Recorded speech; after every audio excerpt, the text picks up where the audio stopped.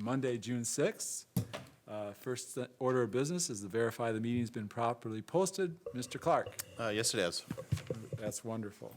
Now we have an opportunity for citizens to speak or correspondence. Are there any citizens here to speak tonight or correspondence? Nope.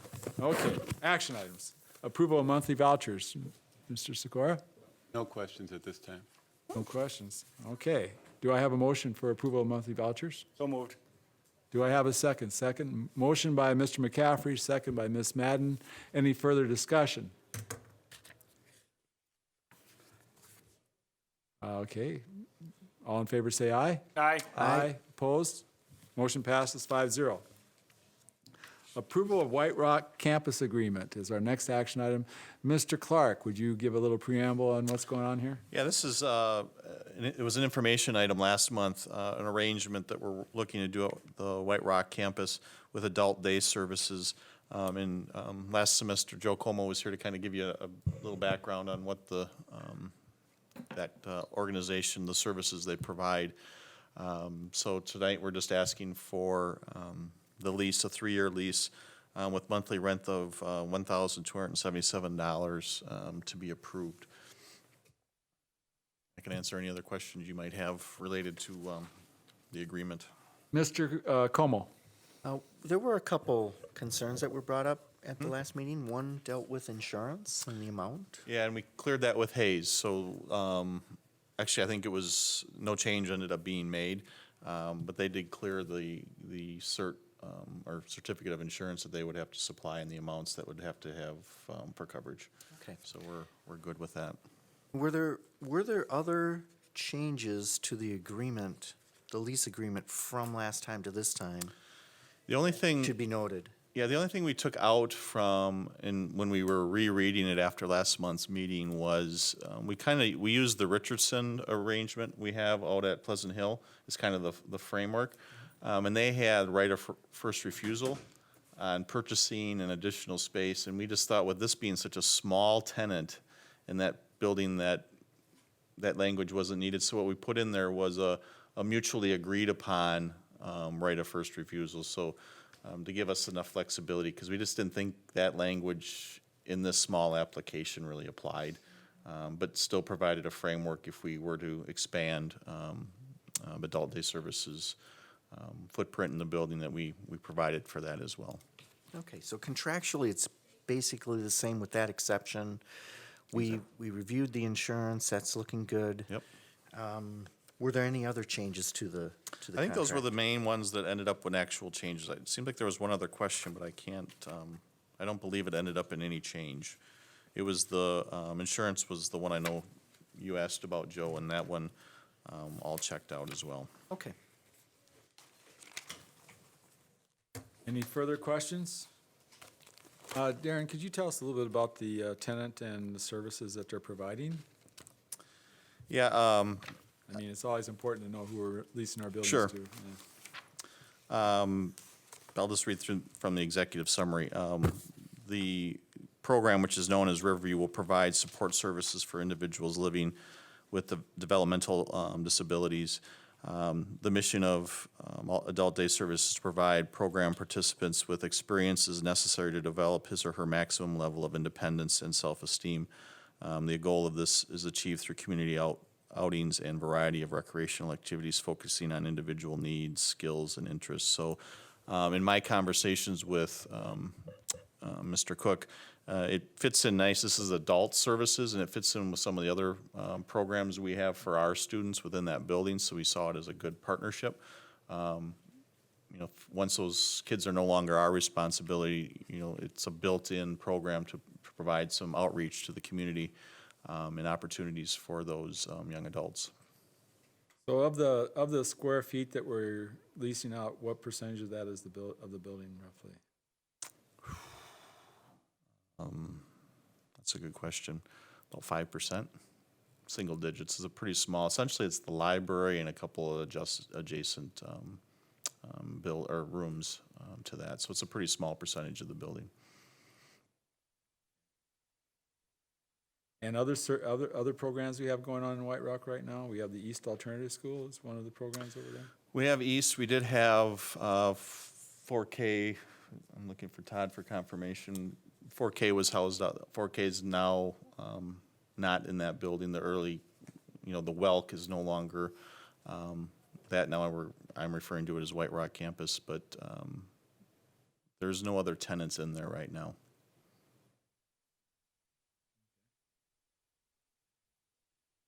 Como? Just one other question. What if we need to reclaim the space? How can you talk us through how that might work? Yeah, get to that. We might have to wait till the end of the year, or give them a few Yeah, there was some, months' notice. it's in here, I just have to find, there is some notice, but that's another reason why we also made this agreement only 3 years. The Richardson agreement was 5 years, and we didn't think we were willing to, with a new program, straight off to that length of time. 5 years is a long time, but the actual,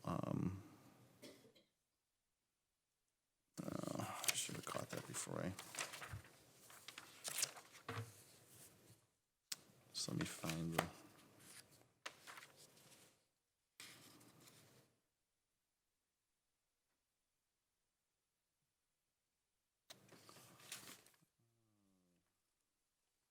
I'm looking for the.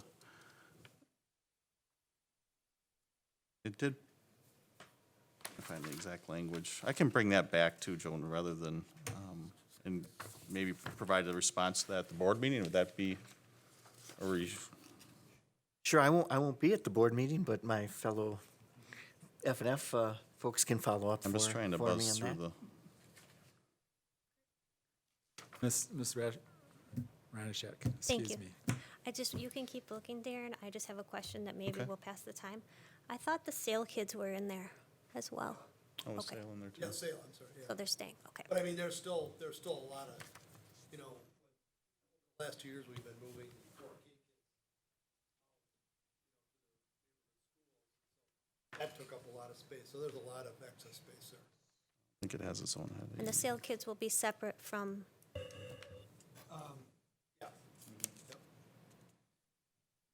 Mr. Como? And actually, I think there's some advantages to having the sales kids be there because they may be transitioning to some of these adult services some point in their life.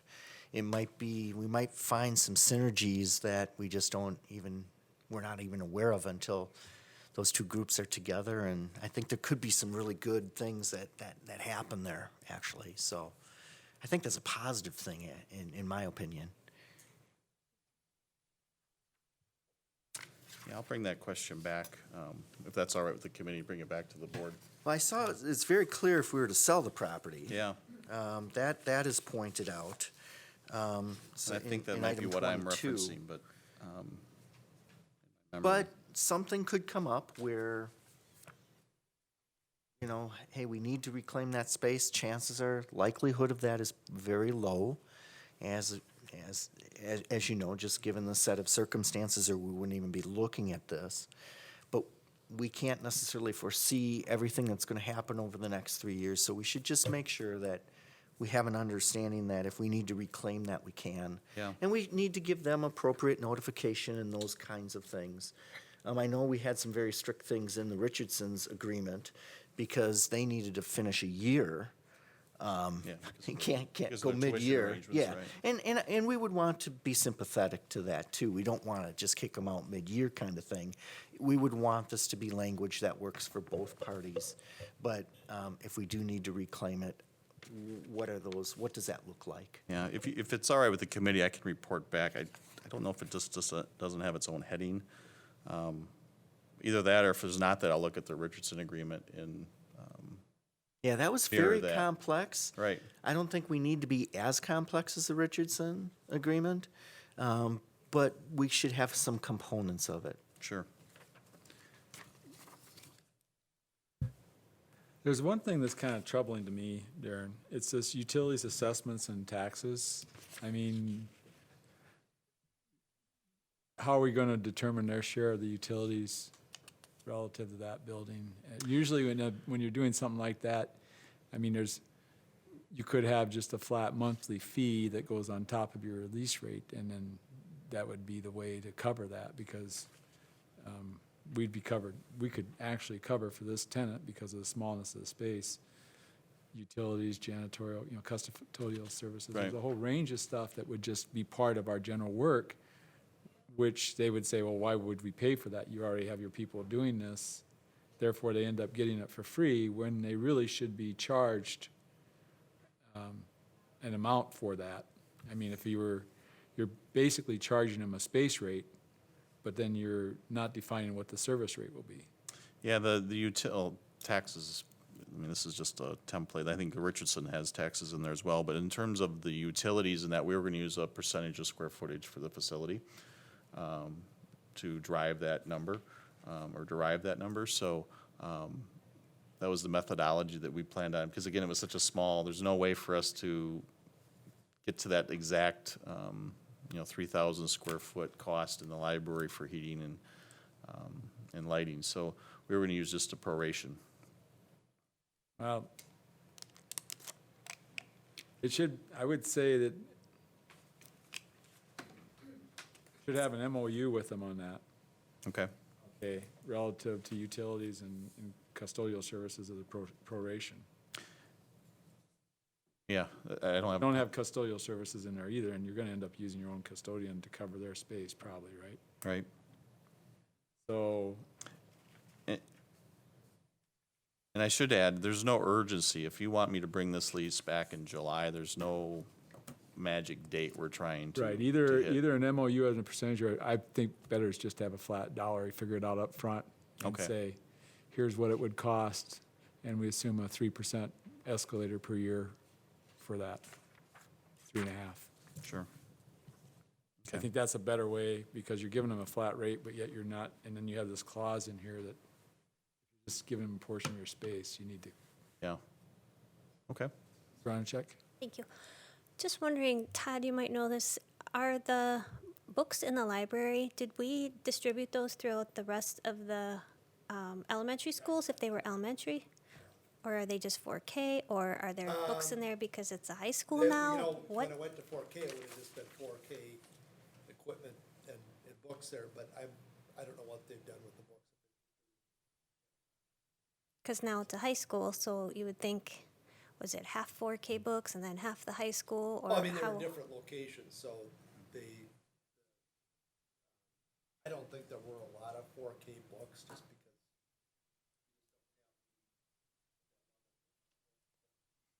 High school, there would have probably been a small library, but I just don't know what happened to the 4K books. I think if they want the library, I'm wondering if they even know what they have for resources, or if they're just gonna be I'm sitting and guessing not they- using, we could put them at the other Anyone schools. coming in would have to expect to have their own resources. Okay.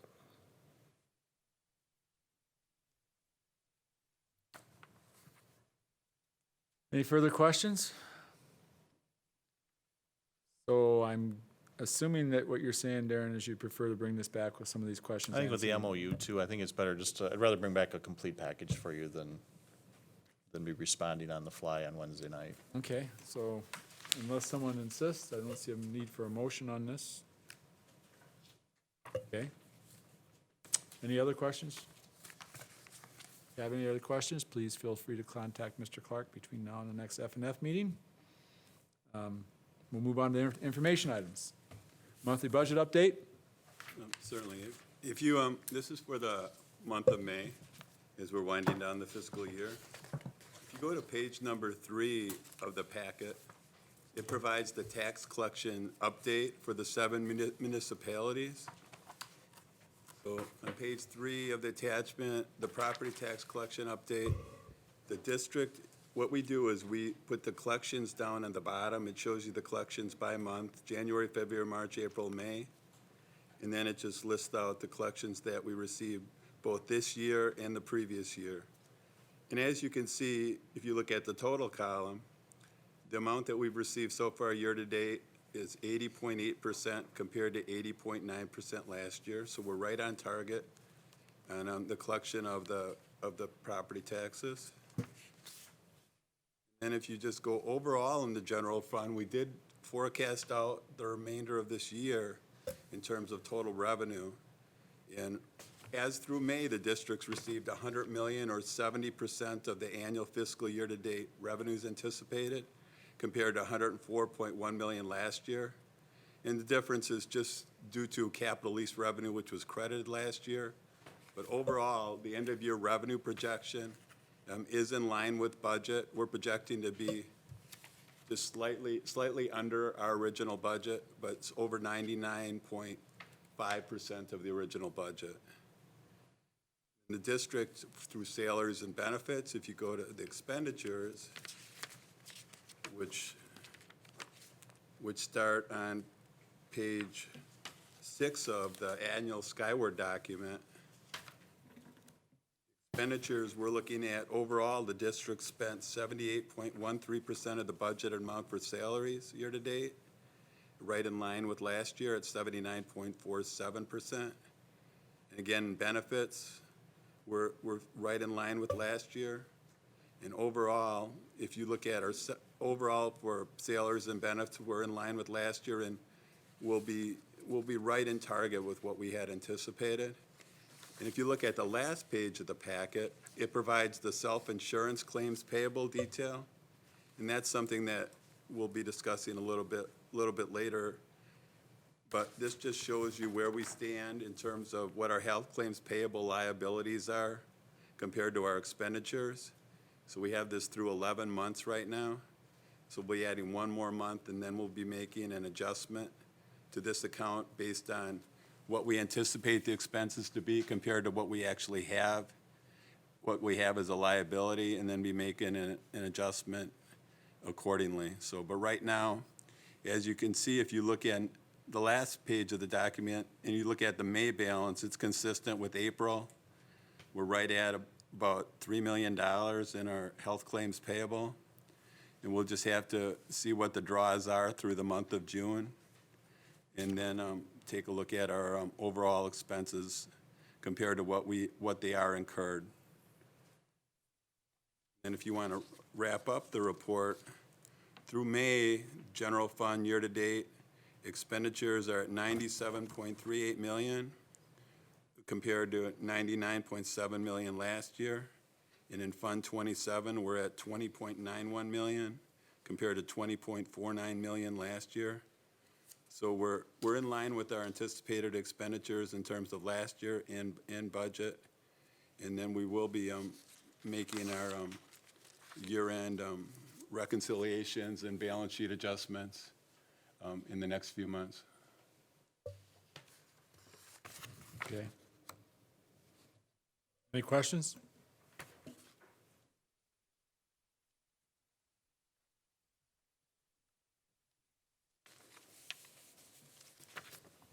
Just looking at the monthly activity for our health claims payable. We do a year-to-year, how many years have we been into this now? It's been about 5, right?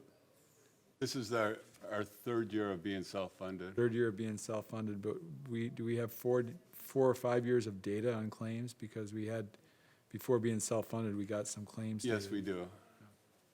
It's not as detailed as the data that we have right now, but we've developed a very good history.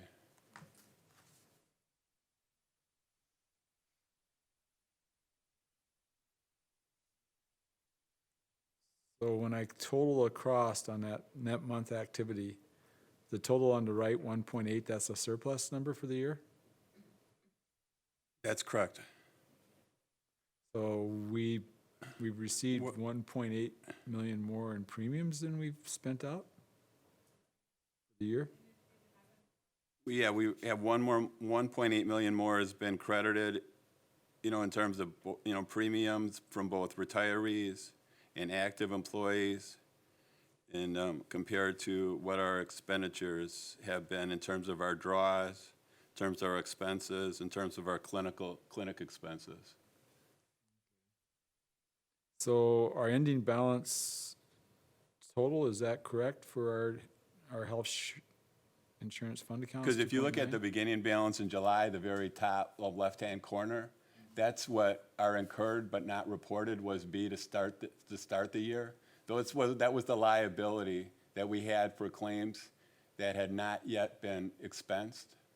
Okay, So then if you take that 1,157,000, and then if you add the 1,805,000, that comes to our ending balance.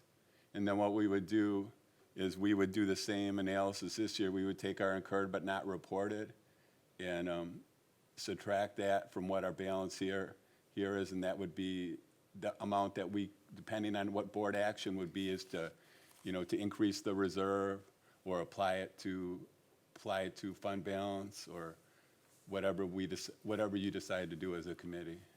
okay. But eventually, let's say if we had a significant fund balance, then we'd start to reduce premiums, is what we Correct. do. That would be the As eventual- you know, when we started this self-insurance, we just, we didn't have a solid history. And what it's recommended by Beneco and our advisors is to have, right now we have a 3-month reserve.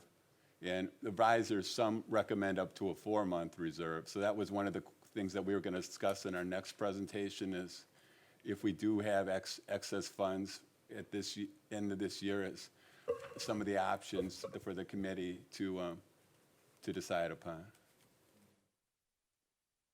So when we hear of cost increase for insurers, like they're talking on the Affordable Care Act and things like that, these big premium increases for that group of people, because we're self-insured, that has no effect on us whatsoever because our payments are based on our insurance pool, which is just our teachers themselves. We aren't part of a larger pool.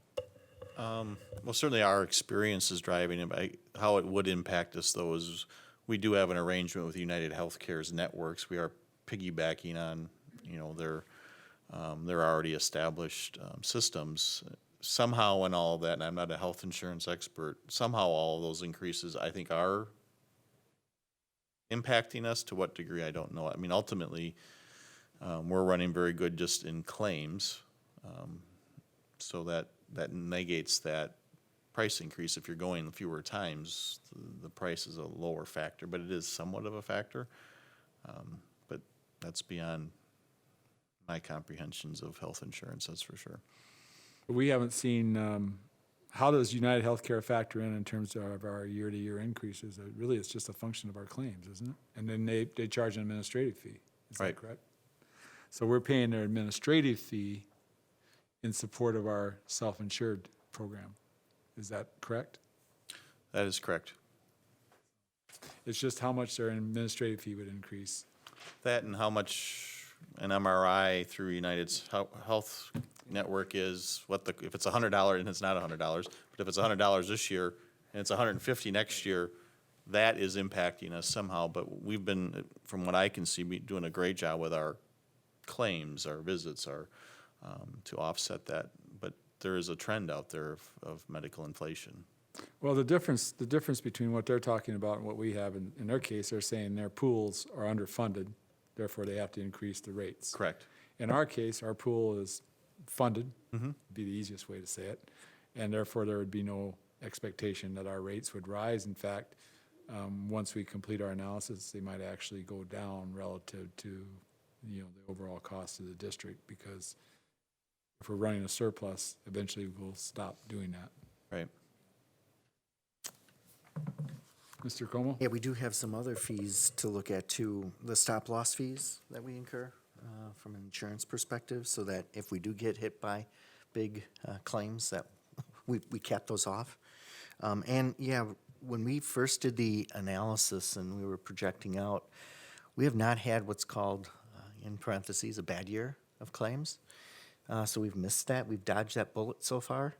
But I thought that our consultants were saying that you should expect a bad year 1 in every 3 years, was it? And we missed that. So I think there's a little, hopefully the wellness program is contributing to that, and maybe there's a little bit of luck in there too. But let's hope that our claim trends continue, because that will benefit everyone in the long run if we can keep those down. We are really only talking about right now is a 3-month, we have a 3-month reserve right now, so it's not a huge, in terms of a time frame reserve. But, you know, as you said, things have been trending positively now, but, you know, in order to be cautious, we may want to look at maybe moving that up to, if we can, funds a lot, move it up to maybe a 3.5-month reserve, or possibly, you know, building from there. Okay, any other questions on the report? Mr. McCaffrey? The administrative costs in here under expenditures, is that what we're paying to United Healthcare? What is the inflation on the administrative cost that we pay to United Healthcare? Did they give us any sort of clue about what that's gonna go up? I've not had any conversations with them about an increase in their fees, but at some point I would say yes, but I just can't, I just haven't spoke to them about that topic. And they negotiate our pricing with their group, with the doctor group that they're with?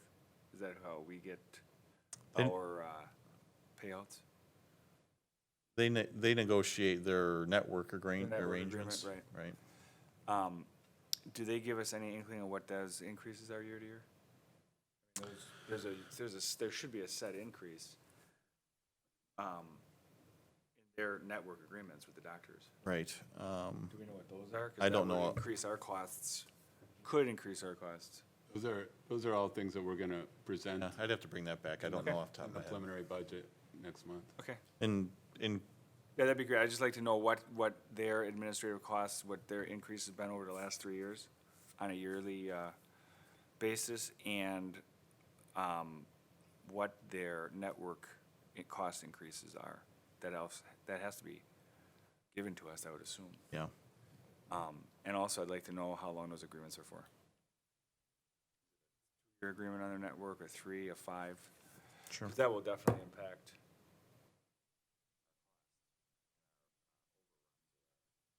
surplus or whatever. No, it'd be a good review for us to bring back. Any other questions? Does that conclude your report, Mrs. Corrigan? Yes. Okay. Thank you. Now we can move to information item number 2, year-end planning. Yeah, we're a few weeks away from the close of the 15-16 school year, and Joe and I have been busy trying to estimate where we're going to end up the year, and we just had a conversation about a topic that makes it pretty hard to pinpoint where you're going to finish the year because you don't know what your claims are going to be. So I'm transitioning to that because when you're fully insured, you know what your premiums are, you know how many family and single, it's just a little easier math. But I did want to share with you some of the ideas we're rolling around right now in case we do finish the year in a positive position, how we would recommend maybe going forward. And so I listed 5 things. It can be a combination of them. There could be other items, but I just wanted to share with you. So if we come back in July with a recommendation on some tactical moves that would help us in the long run financially, you have some background information to make a decision from. So with that said, there's just a few of them. Right now, we have some Fund 38 debt that's tied to a non-referendum debt issue that the board issued about 10 years ago now. That's still out there. It's at a 4.25% interest rate. And it's comes out of revenue limit dollars since it wasn't approved by a referendum. If you remember, we presented a budget forecast in February that showed that next year's were fiscally sound. The years after that, you're in a new biennial budget, but based on the assumptions that we use to build that budget projections, we do start showing some deficits. So if we either prepay or set aside funds in Fund 38 to make those debt payments in those future years, and I attached the amortization schedule on page 2 of the packet, if you would make a prepayment, an extra prepayment, you'd have some interest savings in there, or you could just set aside the funds in Fund 38. Either or would reduce that projected deficit by whatever our prepayment is. So that's one idea that we've been knocking around. The self-insurance, as Joe mentioned right now, and in the back of your packet is our balance sheet from our financials. And I circled there that it's footnoted or has a separate line item under fund balance, restricted self-fund health claims. Right now, we have $5 million, which is about 3 months of claims data. Over time, I think heading to 4 is sound practice. Do we have to get there in 1 year? I don't, as Mr. Coleman mentioned, we've been running very good. I don't think it's a race to get to that reserve. But I thought I'd include that balance sheet just to give you, kind of bring you up to date on where we are as of now. We're also reviewing other outstanding debt obligations, mainly leases. Do we have some prepayment options that, again, what you would be doing is buying budget flexibility in future years. And there's, certainly facility projects, we could do things, we could just let the money roll into fund balance as well. I'm not here to say, these are the 6 things, these are not in priority order, or there could be other items. But again, I just wanted to give you some framework for a discussion we might be having next month if we do end up the year with a positive fiscal position. So any questions on these items or? Questions from board members? Mr. Como? Well, when looking at the first consideration of paying down our debt service, the schedule that you have on page 2, it's at 4.25%. What are we currently earning on our monies? It's pittance, right? Well, it's I think been we up to might- 0.42 is the high. Yeah, I was gonna say 0.4. Okay. There's certainly a spread there. So there's a nice spread there, 3.8% roughly, 3.85 points. I mean, that's pretty significant. So that could be those are some real dollars that could be translated there. And do you have you had mentioned, some of the leases, we could maybe prepay on some of those. Do you remember what, those interest rates were a lot less, right? Those are like 1.5 or, Yeah, those quite honestly, I haven't dug into them yet. I just know between now and July, I'm gonna investigate whether those are viable options for this discussion or not. that might be helpful so that we can kind of compare apples to apples, maybe pun intended on that. So, But I do think those rates were significantly lower than Yeah. 4.25. I want to say in that 1.5 range would be my, on the Apple one. okay. The other ones I don't. Gotcha. That would be helpful, though. I think those are smart ideas, smart options. Not that the others aren't, but yeah, appreciate you bringing that forward.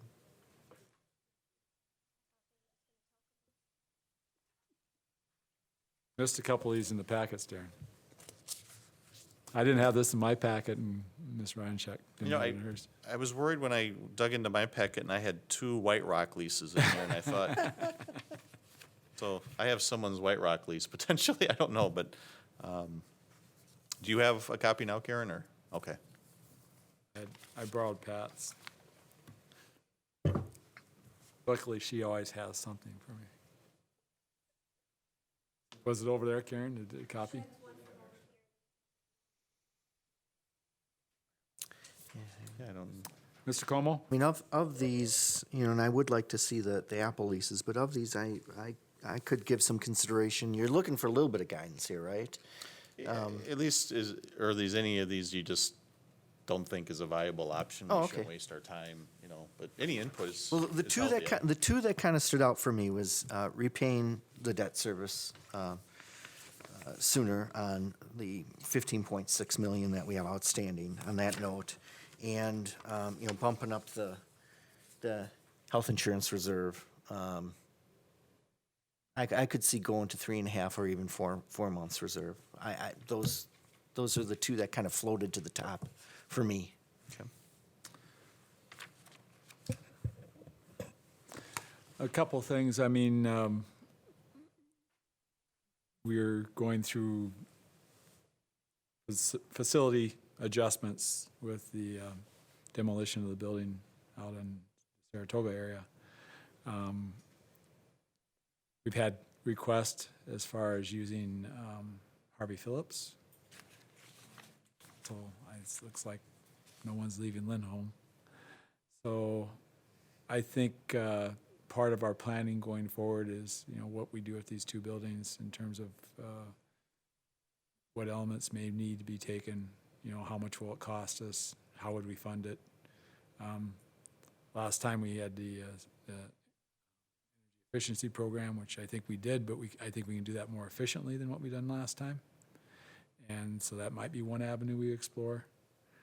But as we move into planning, going into, you know, takes approvals and all that, and plus studies, if we're planning to stay here in Lindholm, and if we're planning to use Harvey Phillips as an expansion for Saratoga, something administration has to be coming back to us during the summer with a proposal as to what we need to do to stay here.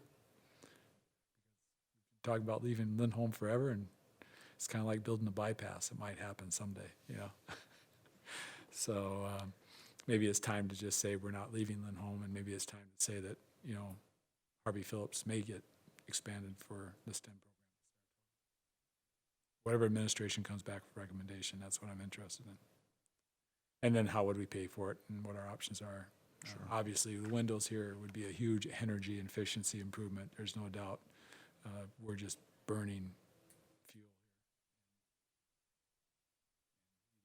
here. Stay here or not. So. And we've had a good presentation about preserving historic buildings previously. So, any other questions from board members? Okay, with that, administration have any last minute comments for the committee? No. Meeting's adjourned.